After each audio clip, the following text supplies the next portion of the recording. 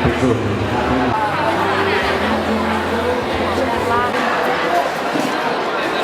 ในนามของบริษัทปต จำกัดมหาชนขอต้อนรับแขกผู้มีเกียรติทุกท่านเข้าสู่กิจกรรมปล่อยปันสัตว์น้ำประจำปี2560กำลังช่วยขยายพันธุ์สัตว์น้ำและดังการคืนความอุดมสมบูรณ์สู่ท้องทะเลอาทิเช่นและความทุกข์ภาคส่วนที่มีส่วนทำให้ครับอันดับต่อไปนะครับขอเรียนเชิญผมรู้สึกยินดีและเป็นเกียรติอย่างยิ่งที่ได้เป็นส่วนหนึ่งในการถวายพระราชกุศลแด่สมเด็จพระนางเจ้าพระบรมราชินีนาถในพระบาทสมเด็จพระปรมินทรพระมหาภูมิพลอดุลยเดช1,10,000 ตัว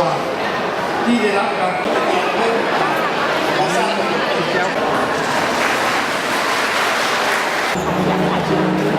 ครับเดี๋ยวถ่ายรูปชุดนี้เสร็จก็จะถ่ายรูป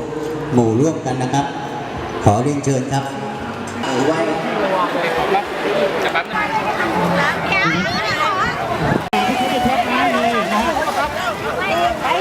กระจายกันไปเพราะเป็นพื้นที่พื้นที่แล้วอาจจะไม่เยอะนะ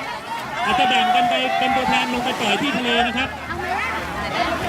เดินให้หยิบถุงกุ้งขึ้นเรือเลยครับเพราะว่าเราจะได้ออกไปแค่เที่ยวเดียวโอเคครับปล่อยอ่ะปล่อยไปแล้วโอเคเดี๋ยวครับเดี๋ยวอันนี้ตัวเอง